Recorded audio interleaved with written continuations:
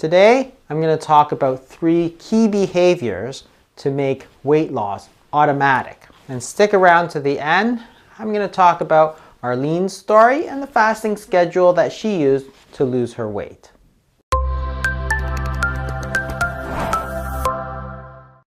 The first key behavior I'm going to talk about is habits. Here I want to compare the eating strategies of the 1970s to those that happened in the 2000s. I chose the 1970s because this is a time before the obesity epidemic. Everybody thinks that gaining weight, losing weight, it's all about willpower. So do we really think that people just had more willpower in the 70s and somehow this was an epidemic of low willpower? That everybody in North America and now the world just has less willpower than they did? I find that really hard to believe. And I think it's not about willpower at all. I think it's about habits. When you look at a map of the United States and how much obesity there is, there's data from the CDC showing that in 1990, obesity is relatively uncommon. The states with the most obesity have about 10 to 14%. Now let's fast forward. This is an obesity map produced by the CDC in 2019. There's no states that are in the blue, which was the 10 to 14, which had the most obesity in 1990. Here, the state with the least amount of obesity is still at 20%. And there's many states which are deep in the red, pushing 30%. How did this happen? There were several major changes in the way we eat. When we look at large American surveys of how people ate, we can see from this graph that in 1977, most Americans were eating 3 times a day. That is breakfast, lunch, and dinner. No snacks in between, no snacks at bedtime, and that's it. You ate when you ate, and when you didn't eat, there's no reason for you to be snacking or getting a cookie or getting a muffin or anything like that. When you do the same survey in the mid-2000s, what you can see is that people are eating almost 6 times a day, double the amount that they were just 25, 30 years ago. So that is, instead of breakfast, lunch, and dinner, it's breakfast, snack, lunch, snack, dinner, snack. When people are eating all the time, that means they're not fasting. The mean number of minutes in between the meals has steadily started to shrink. This is a change not in willpower, but in our habits, and I think this has played a key role in the obesity epidemic. If we want to try and break this habit of eating all the time, we have to understand how habits form and how you can change them. Habits are generally broken down into 4 phases. The first step is the cue. This is what triggers off the whole habit. It's what reminds you that, hey, you want to eat. So, for example, if you are used to eating at a movie theater, then that is the cue. You see a movie, and then that is your cue that you want to go eat some popcorn, for example. And this is the craving.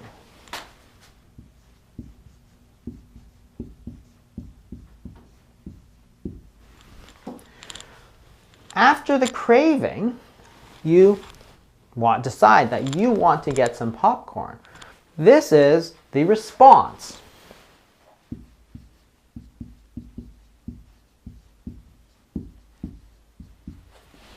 You go out to the concession stand, you buy yourself some popcorn, and you eat it, and you feel good, and that's your reward.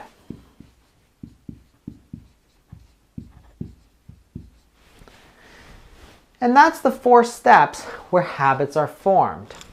And it's a self-reinforcing cycle. So you get the cue, get the craving, which leads to the response, the reward, which reinforces the cue. If you want to break these habits, most people focus on going between steps 2 and 3, between the craving and the response. And this is where people think it's all about willpower. That is, oh, you go to the movies and you want popcorn, but you impose hard will and you say no. Or you want ice cream, or you want cookies and you say no. Or you want candy and you say no. And that's where your iron willpower is. Well, that's really exhausting and generally not very successful. But there's a better way. What you have to do is start at the beginning with the cue. It's much easier to get rid of the cue rather than let the cycle get started and then try to break it. So instead of trying to get rid of the craving, can you remove the cue? What is the prompts to eat? Well, we have a lot these days. So, for example, people sit in front of the TV and they decide that they want something to munch on. Or they get into a car, they take a road trip and they decide they want something to eat. Or the cue could be you're in the office, you have a meeting, and somebody is always ordering a plate of cookies for your afternoon meeting, or muffins. Candy bowl in the middle of the workday might be your cue to eat that. Rather than relying on willpower, why don't you simply make a rule? No food at meetings. No eating at your desk. No candy bowls because people are trying to lose weight and it's unfair for those people. Removing the cue is a lot easier than trying to let the cycle run. If you do wind up with the cue, the other place to intervene is with the craving. Instead of trying to quit cold turkey, can you replace this craving for, say, popcorn at the movies with something different and less harmful? If you sit down in front of the TV at nighttime and that's your relaxation period, instead of snacking, maybe make your habit getting some nice green tea or a coffee, decaffeinated perhaps. Something else that you can replace so that when you get this cue, you no longer get the craving for the popcorn or the chips or those other unhealthy things. If you want to encourage a good habit, such as fasting now, what can you do? And that leads me to step number 2, put it on the schedule. What you'd like to do is schedule something instead of eating so that it makes it easy. That's your cue. So what I do, for example, is instead of having lunch, I schedule a meeting. Zoom meeting these days, but something where I'm not going to have time to eat, and by the time I'm finished, I'm going to be doing something else and I'm going to be busy. I'm not even going to think about it. So your cue might be every Mondays and Thursdays, you have a meeting with your team, or you go for a walk, something else. That's your cue. You're going to trigger the craving, the idea that you need to fast, and pretty soon you're going to notice that you're not even that hungry because you've put it on the schedule. And that's how you're going to make your weight loss automatic. The response is the fasting. And how are you going to make it easier for yourself? Well, there's one proven way to make it easier for yourself, and that's to do it with other people. Peer pressure is what we call it when children generally have pressure to do something and we think of it in a bad way. But it can also work in a good way, and this is called peer support. So if everybody around you is fasting, hey, you're going to want to fast and you're going to find it a lot easier too. Doing it in a big group is how people used to do it. If nobody that you know of is eating, well, that's going to be a lot easier for you to not eat. It's going to be hard if your friends, your family are eating, they're cooking, you see it, you smell it, it's going to be very difficult. So put it on the schedule and find other people to do it. And finally, what's the reward? Well, obviously food is not going to be a good reward. You don't want to break your fast with a dozen donuts. That's going to eliminate all the benefits that you got. But there are lots of ways. Maybe you want to do a manicure or a pedicure. You're going to buy yourself some flowers, for example. Go for a massage. Have a nice soak in a bath. Something else. Buy yourself a book. just enjoy reading it. There's lots of different ways to reward yourself, and you put it on the schedule. You know, hey, Mondays, I'm going to do the fast.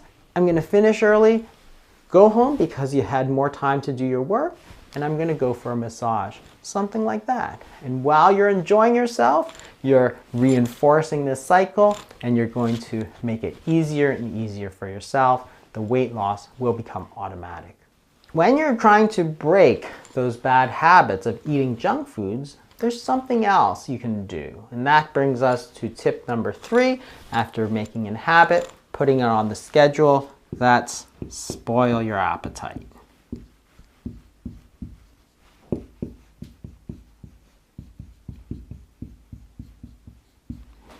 What do I mean by this? When you're hungry, you're going to be tempted by a lot more foods. So when you have things like chips and ice cream and cookies all around you, well, it's going to be very hard to resist them if you're hungry.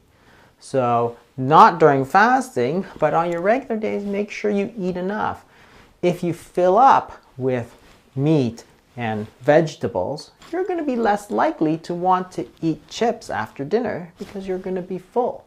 It's just like your mother said. If you wanted a bedtime snack in the 1970s, she would have told you, no, you should have ate more at dinner time. And that's the key. If you are full, well, those things are suddenly not that appealing. Think of a time that you really ate a lot at a buffet or something like that. And that's, I think, part of the secret of how people in the 1970s effortlessly kept that weight off.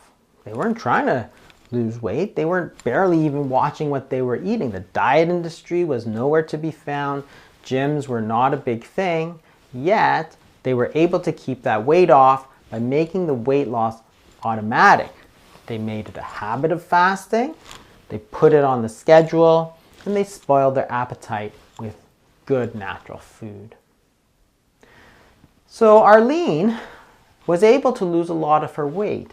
And she did this by understanding really the body's natural insulin response and how that is the key to controlling your weight. It wasn't about calories, it was a hormonal imbalance, not a caloric imbalance. And by understanding that, she made it a habit to fast 16 to 20 hours in a day. When she did eat, she avoided all those foods that were going to stimulate an insulin response, predominantly the refined carbohydrates, the grains, the sugars, the sweeteners, the starchy vegetables. And by eating those foods, she was avoid snacking by spoiling her appetite. From the beginning, it took her about 11 months to lose all that weight, and she lost an average of 1.3 pounds every week. A year later, she's still able to maintain that weight loss because she's able to make it a habit. I think you've done a great job, Arlene. Congratulations on your success, and thanks for sharing it with us here. So that's it for this week. I hope you learned something in this video. If you did, maybe share it with your friends. Maybe they'll learn something too. If you enjoyed this video, well, you could do me a favor. Hit that like button, the one down there. I'll see you next week.